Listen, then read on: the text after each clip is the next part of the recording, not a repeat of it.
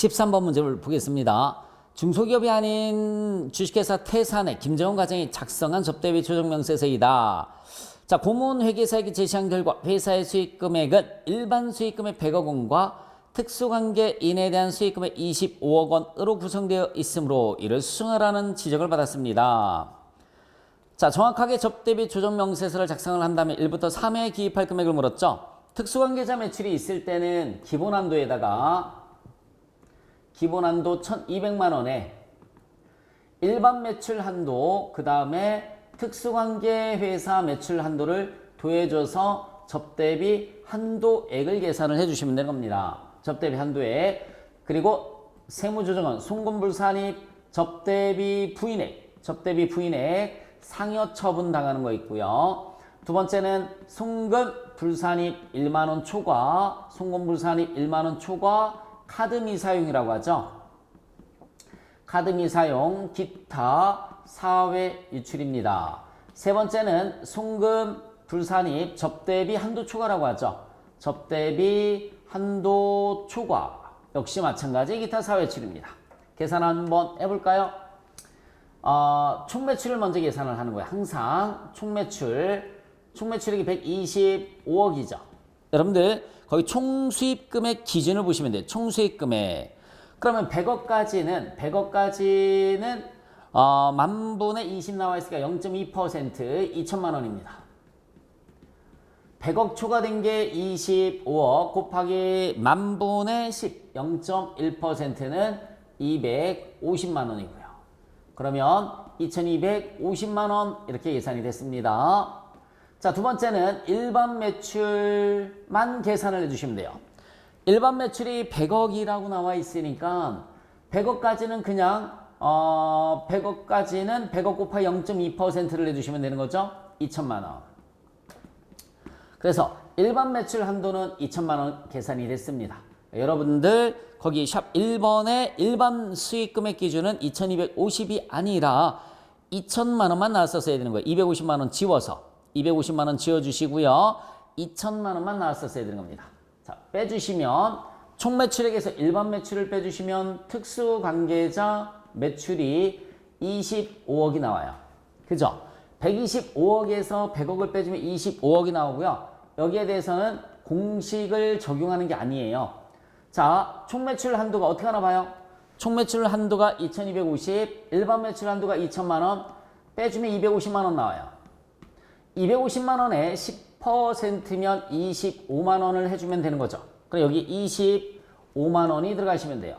그런데 이 문제에서는 동그라미 4번에 봤더니 100분의 20을 하라고 나와 있어요. 100분의 20. 원래는 100분의 10을 했었어야 되는데 100분의 20. 그러면 20%로 고쳐주시면 돼요. 20%. 나와 있는 그대로 해드리는 겁니다. 그러면은 250에 20%면 50만 원이 되겠죠. 그래서 여기 50만 원이 가시면 되는 겁니다. 원래는 10%인데 뭐 어쨌든 문제에서 20%라고 나와 있으니까 그러면 3,250만 원이 접대비 한도액이 되는 겁니다. 샵 2번의 접대비 한도액은 3,250만 원. 자, 이제 접대비 지출액이 얼마라고 나와 있어요? 접대비에 해당하는 금액이 5천인데 그 중에서 법적 증빙 미사용으로 인한 접대비 부인액이 얼마 있습니까? 500만 원이 있어요. 카드 미사용은 없습니다. 접대비 한도 추가는 지출액을 얼마로 집어넣으시면 될까요? 5천만 원이 아니라 4,500. 여기 500만 원 부인당한 게 있으니까 4,500을 집어넣으시면 됩니다. 4,500에서 1,250만 원 빼니까 1,250만 원. 1,250만 원이 한도 추가가 되는 거죠. 답은 1번이 답이 되겠습니다. 답은 1번. 좀 많이 복잡한데 지우면서 한번 볼게요. 특수관계자 매출이 있을 때는 저렇게 한도액을 계산할 때 기본한도, 일반 매출 한도, 특수관계자 매출 한도를 따로 계산을 해줘야 돼요. 그래서 제일 먼저 총 매출 한도액을 계산을 했더니 2,250만 원이 나와요. 그 다음에 일반 매출 100억 원만 갖고 계산했더니 2천만 원. 특수관계자 매출은 빼서 250만 원에 원래는 10%인데 우리 시험지에서는 20%라고 나와 있으면 20%로 하시면 되는 거죠. 뭐 50만 원이 나옵니다. 세 개를 모두 다 더해주시면 한도액이 3,250. 지출액은 5천이 아니라 500만 원은 상여 처분 당하는 거란 말이에요. 그러니까 4,500으로 하면 한도 초과가 1250만 원으로 계산이 됩니다. 다음 문제를 한번 볼까요? 14번. 법인세법상 차입금에 대한 지급이자는 원칙적으로 송금으로 인정되나 일부 항목은 송금으로 인정되지 않는다. 송금불산입 항목인 지급이자와 이에 대한 소득 처분을 연결한 것이다. 옳지 않은 것을 물었어요. 채권자 불분명 사채이자, 지급받는 자가 불분명한 사채이자. 대표자 상여 맞죠? 건설자금 이자는 유보 맞습니다. 업무무관 자산 지급이자는 기타 사회외출이에요. 15번. 4번이 틀렸습니다. 14번의 답은 4번. 15번. 법인세법에서는 특수관계인에게 법인의 업무에 직접 관련이 없이 대한 자금을 업무무관 가지입금으로 보아 불이익을 주고 있다. 업무무관 가지입금에 대한 법인세법상 처리 내용 중 옳은 것을 골라라. 업무무관 가지입금에 대해서 이자를 받지 아니하거나 적정 이자율보다 낮은 이자율로 빌려줬을 때 적정 이자율로 계산한 이자 상당액 또는 이자 상당액과의 차익을 입금 산입한다. 맞죠? 대손 충당금으로 인정되지 않습니다. 기업과 니은 모두 맞는 내용이에요. 16번. 다음은 법인세법상 퇴직급여 충당금, 퇴직연금 충당금, 송금 산입과 관련된 설명이다. 옳지 않은 것을 물었어요. 총 금액 기준 퇴직급여 충당금, 송금 산입 한도에 계산할 때 총 금액에는 확정 기회형 퇴직연금은 들어가지 않습니다. 우리 총 급여 곱하기 5%라고 하잖아요. 거기에는 확정 기회형 퇴직연금자의 급여는 들어가면 안 돼요. 1번이 틀렸어요. 퇴직연금 충당금은 결산 시 비용으로 계산하지 않더라도 세무상 송금 산입까지는 송금 산입할 수 있습니다. 신고 조정이기 때문에 송금 산입 가능해요. 회계상 퇴직급여 충당금 설정액이 한도 초과하는 경우에는 송금불 산입 유보로 소득 처분한다. 맞고요. 총 금액 기준 퇴직급여 충당금 한도액 계산할 때 총 금액에 포함되는 대상자는 퇴직급여 지급 대상이 되는 임원 또는 사용인에게 지급한 총 금액이다. 따라서 1년 미만 근속자에게 퇴직급여를 지급하는 것으로 규정하고 있는 경우에는 1년 미만 근속자도 들어간다는 거 맞습니다. 회사 지급 규정에 우리 회사는 1년 미만 근속하더라도 퇴직금을 주겠다라고 해놨으면 1년 미만 근속자도 들어가는 거 맞아요. 17번. 부당의 계산 부인 규정 적용 대상이 아닌 것을 물었습니다. 여러분 소액주주나 종업원에게 사택을 무료로 제공하는 것은 소액주주인 임원이나 종업원에게 사택을 무료로 제공하는 것은 부당행위가 아닙니다. 임원에게 시가 8억 원의 기회장치를 7억 원에 양도를 했습니다. 저가 양도 부당행위고요. 대표이사에게 업무와 관련 없이 1억 원을 무이자 조건으로 대여를 했습니다. 부당행위 맞죠? 대주주에게 토지를 1년간 무상으로 임대를 하는 것도 부당행위 맞습니다. 18번. 자, 가지급금에 관련된 문제입니다. 업무와 관련 없이 자금을 대여하고 있다. 적수가 10억 나와 있죠. 그러면 10억 곱하기 이자율이 7%라고 나와 있습니다. 곱하기 365분에 반드시 1을 내주시면 되고요. 대표이사로부터 수령한 이자는 없으니까 마이너스 0 이렇게 해주시면 되겠습니다. 그러면 10억 곱하기 7% 마이너스 나누기 365를 해주시면 되죠. 191만 7천 19만 1,781원 19만 1,781원이 나옵니다. 답은 2번이고요. 입금산이 가지입금 인정이자 대표이사니까 상여 처분을 내주시면 되는 겁니다. 19번. 2월 결손금에 대한 설명이다. 옳지 않은 것을 물었어요. 각 사업년도 입금보다 송금이 컸을 때를 2월 결손금이라고 하는 거죠. 다음 연도로 2월 되는 경우에는 이를 2월 결손금이라는 말을 쓰는 겁니다. 손익계산서상 당기순손실과 법인세법상 결손금이 항상 일치하는 것은 당연히 아니죠. 우리가 말하는 2월 결손금은 법인세법상 결손금을 뜻하는 겁니다. 자, 동그라미 3번. 각 사업년도 소득금액에서 2월 결손금을 공제한 금액을 초과하는 비과세 소득은 다음 연도로 2월 되지 않고 그냥 소멸해 줍니다. 비과세 소득은 다음 연도로 2월 공제되지 않습니다. 과세표준 계산할 때 2월 결손금 발생연도와 상관없이 틀렸죠. 2008년도까지 발생분은 5년간만 2월 공제되고요. 2009년 1월 1일 이후 발생분이 10년간 2월 공제가 됩니다. 20번. 19번의 답은 4번이었어요. 20번. 법인세법상 기납보세액과 관련된 설명 중 가장 옳지 않은 것을 물었어요. 기납보세액은 중간연합, 원천징수 및 수시부가세액을 의미하며 이는 사업연도 중에 납부한 세액으로 총 부담할 세액에서 차감해서 납부 세액을 계산한다. 맞습니다. 원천세는 다음 달 10일까지 납부하는 거 맞고요. 직전 사업연도 실적 기준으로 중간연합하는 경우에는 2분의 1을 납부를 해주시면 돼요. 중간연합 기간을 1사업연도로 가결산을 하는 건 실적 기준인 거고요. 직전 사업연도 실적 기준은 2분의 1을 해서 납부를 해주시면 됩니다. 3번이 틀렸죠. 법인세법에서는 법인세 포탈 우려가 있어 조세 채권을 조기에 확보하여야 될 것으로 인정되는 경우에는 수시로 법인세를 부과할 수 있습니다. 수시 부과 제도라는 말 쓰죠. 21번 소득세법에 대한 설명이다. 가장 옳은 것을 물었어요. 소득세법상 과세 기간은 1월 1일부터 12월 31일까지 맞죠? 1년간이나 사업자인 경우에는 법인과 같이 과세 기간을 정해서 신고할 수 있다. 그래서 틀렸습니다. 개인 사업자는 정할 수가 없어요. 개인 단위로 과세하는 게 원칙입니다. 부부 합산 과세 안 해요.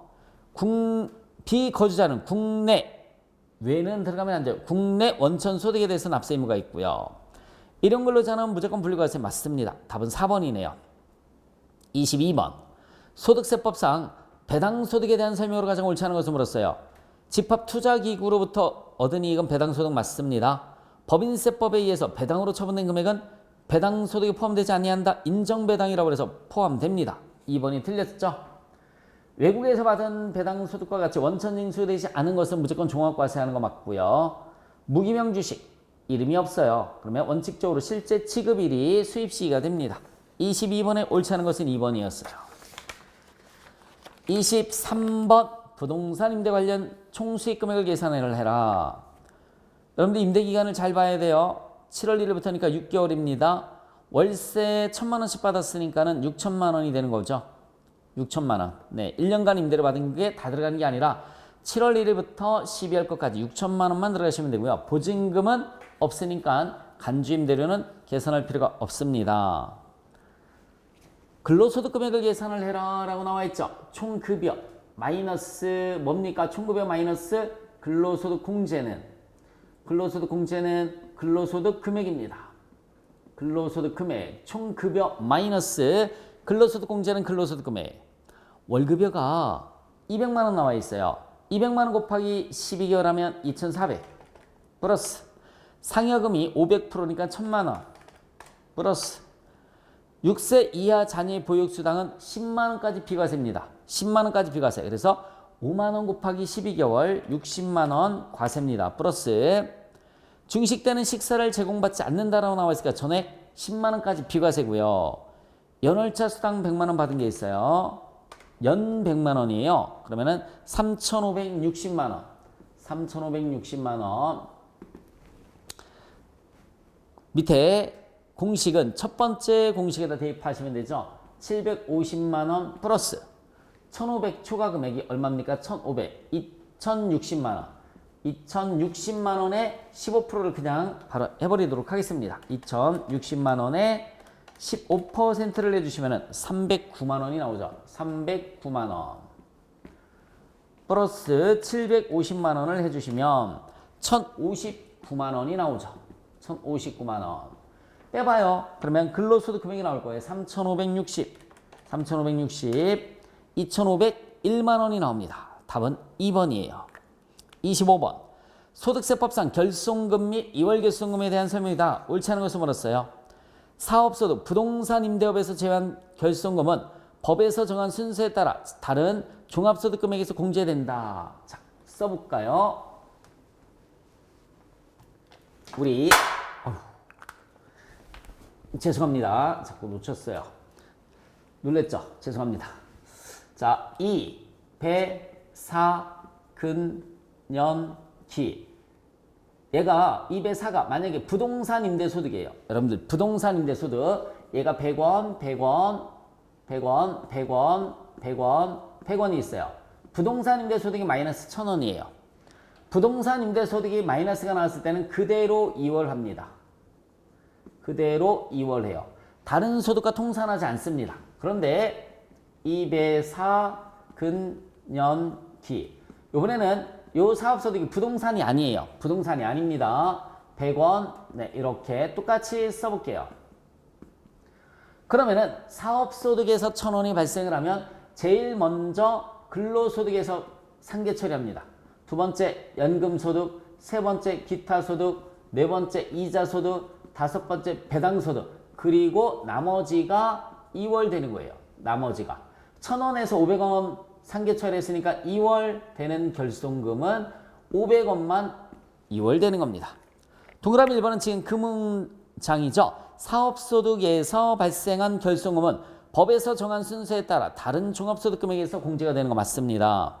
사업소득의 2월 결손금은 종합소득금액에서 우선 공제하고요. 퇴직소득, 양도소득의 순서대로 공제한다. 2번이 틀렸어요. 제가 입에서 근년기까지만 썼지 퇴양을 쓴 건 아니죠. 퇴양에서는 공제하지 않습니다. 부동산 임대업에서 발생한 결손금은 다른 소득과 통산하지 않고 그대로 이월한다. 맞죠? 2월 결손금은 사업연도 종료 이전 10년, 그죠? 10년간 2월 공제가 됩니다. 10년간 2월 공제가 돼요.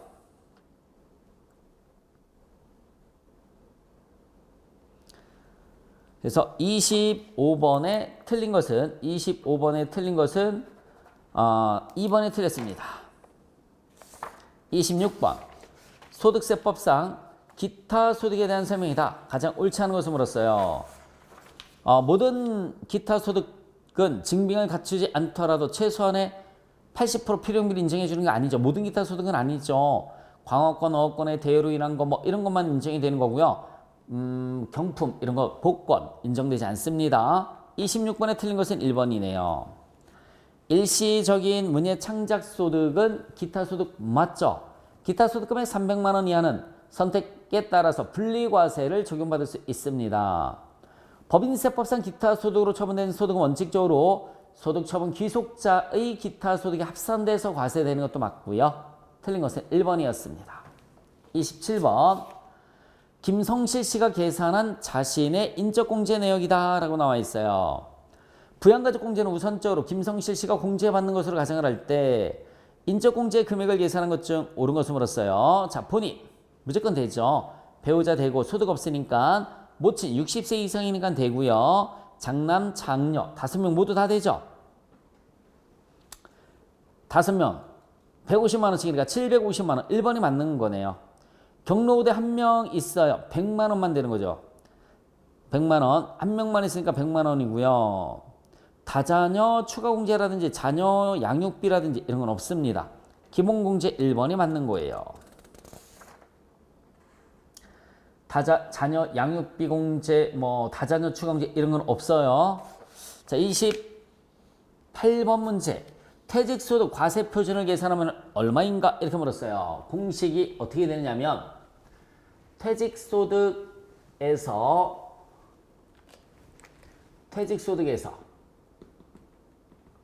퇴직소득 기본공제를 빼주고요. 두 번째는 퇴직소득 근속 연수 공제를 빼주시면 과세표준이 계산이 됩니다. 과세표준. 자, 여러분들 퇴직소득 2억 원이라고 나와 있죠? 2억 원. 퇴직소득 기본공제는 40% 딱 정해져 있어요. 8천만 원. 근속연수 공제는 여러분 근속연수가 8년 7개월이죠? 9년으로 봅니다. 9년으로 봐요. 7개월은 1년으로 봐서 9년. 그러면은 밑에 공식에 대입 한번 해볼까요? 150만 원 플러스 150만 원, 50만 원 곱하기 150만 원 플러스 50만 원 곱하기 몇 년? 9년에서 5년 빼니까 4년이 나오죠. 그 200이에요. 50만 원 곱하기 4년이면 200. 150을 빼주니까 350. 네, 350을 빼주시면 돼요. 그러면 2억 원에서 8천만 원 빼주시고 1억 2천에서 1억 1,650만 원이 과세 표준이 됩니다. 답은 1번이 답이 되겠죠. 29번 원천징수에 대한 설명이다. 가장 옳지 않은 것을 물었어요. 원천징수를 하면 납세 의무가 종결되므로 소득자는 어떠한 경우에도 확정신고할 필요가 없다? 틀렸죠. 예납적 원천징수는 다음 연도 5월달에 확정신고 해줘야 된다고 그랬습니다. 1번 틀렸어요.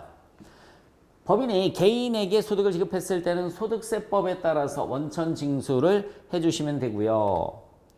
원천징수에 의해서 정부는 탈세를 방지할 수 있으며 납세 의무자는 세금 부담을 분산시킬 수 있다는 장점이 있습니다. 부담을 분산시키는 거죠. 그죠? 예납자 원천징수의 경우에는 별도의 소득세 확정신고 절차가 필요하나 완납자 원천징수의 경우에는 확정신고가 필요가 없습니다. 옳지 않은 것은 1번이었어요. 30번. 연말정산 공제 항목에 대한 설명이다. 옳지 않은 것을 물었어요. 일본에 있는 병원에서 치료를 받고 있는 의료비는 공제받을 수 없는 거 맞죠? 외국에서 사용한 건 공제가 안 돼요. 자동차 보험료도 공제 대상에 해당하는 거 맞습니다.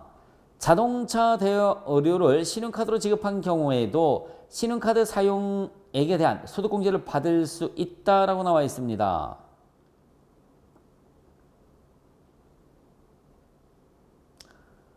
고등학생 자녀의 수업뿐만 아니라 급식비나 교과서 구입비도 공제 대상에 해당하는 거 맞죠? 그래서 틀린 것은 30번이에요. 렌트비를 얘기를 하는 거죠. 렌트비는 신용카드 소득공제를 받을 수가 없습니다. 자동차 대여료를 신용카드로 지급한 경우에는 신용카드 사용금액에 대한 소득공제를 받을 수 없다. 30번에 3, 31번. 부가가치세 특성은 무엇인가? 한중 합작회사에서 북한에서 버스를 조립 생산합니다.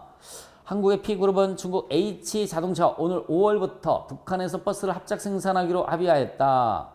신화통신은 최근 중국 선양에 소재한 H자동차에서 생산한 부품을 북한 남포에 소재한 P그룹 공장으로 가져가서 버스를 뭐라고 나와 있어요? 버스를 조립 생산하기로 했다라고 나와 있습니다. 자, 남포공장 차량을 한국에 수출할 경우 영세율 혜택 보게 된다고 신화통신은 밝혀졌습니다. 수출, 영세율 다 뭐랑 관련되어 있을까요? 소비지국 과세 원칙과 관련되어 있습니다. 소비지국 과세 원칙. 답은 1번입니다. 소비지국 과세 원칙과 관련이 있어요. 32번. 납세 의무자인 사업자에 대한 설명으로 가장 옳지 않은 것을 물었어요. 면세 사업만을 영위하는 사업자는 부가가치세법상 사업자 등록 의무가 없다. 그죠? 사업자란 사업상 독립적으로 재화나 용역을 공급하는 자를 말하고요. 사업자가 사업 개시일로부터 20일 이내에 사업자 등록을 하지 않았을 때는 미등록 가산세를 적용받고, 주사업장 총괄납부 신청한 사업자는 본점 또는 주사무소에서 모든 사업장의 부가세를 총괄해서 납부할 수 있는 거죠. 신고는 각 사업장에서 하는 거예요. 4번이 틀렸습니다. 신고는 각 사업장에서 하고요. 납부만 주사업장에서 가능한 거죠. 4번 틀렸고요. 33번 옳지 않은 것을 물었습니다. 광고 선전 목적으로 불특정 다수인에게 무상으로 견본품을 제공하는 것은 재화의 공급이 아닙니다. 자기의 사업과 관련해서 생산한 재화를 대가 없이 사용인의 개인적인 목적으로 사용하는 것은 과세 대상 맞습니다. 과세 사업을 위해서 취득한 기계장치를 면세 사업에 전용하는 경우 맞죠? 면세 사업 전용 들어봤죠? 고용관계에 의해서 근로를 제공하는 것은 용역이 공급이 되지 않습니다. 옳지 않은 것은 1번이네요. 34번. 일기 예정 신고 시 부가세 과세 표준 금액이 다른 것을 물었습니다. 여러분들 첫 번째 현금 판매, 두 번째는 단기 할부 판매, 세 번째는 폐업 시 잔존재화. 그죠? 근데 장기 할부 판매는 여러분들 동그라미 3번의 장기 할부 판매는 대가의 각 부분을 받기로 한 금액만 과세 표준이 되는 거죠. 그래서 1, 2, 4번은 똑같은데 3번은 틀렸습니다. 3번은 과세 표준액이 틀려져요. 35번. 자, 옳지 않은 것을 물었습니다. 정대리 이번에는 정말 잘해줬어. 드디어 수출기업이 된 거야. 다 과장님 덕분입니다. 1번 거래처를 한번 개척해보라고 권해주시고 성과가 없어도 계속 기다려주셨지 않습니까? 그런데 정대리 수출을 하게 되면 우리도 영세율을 적용받을 수 있는 거 아니야? 과장님 저희는 면세 사업자로 영세율은 적용되지 않는 것으로 알고 있습니다. 여러분 면세 포기하고 과세로 전환하면 영세율 적용받을 수 있습니다. 다만 한번 포기하면 3년간은 면세 적용이 안 되죠.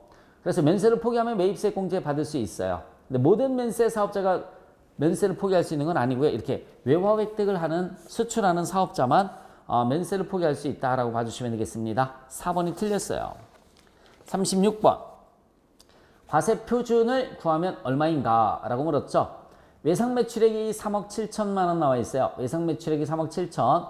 매출 애누리가 차감된 금액이니까 또 차감하면 안 되죠. 매출 애누리. 대손금은 차감하는 거 아니고요. 판매자금 장려금도 차감하는 게 아니고요.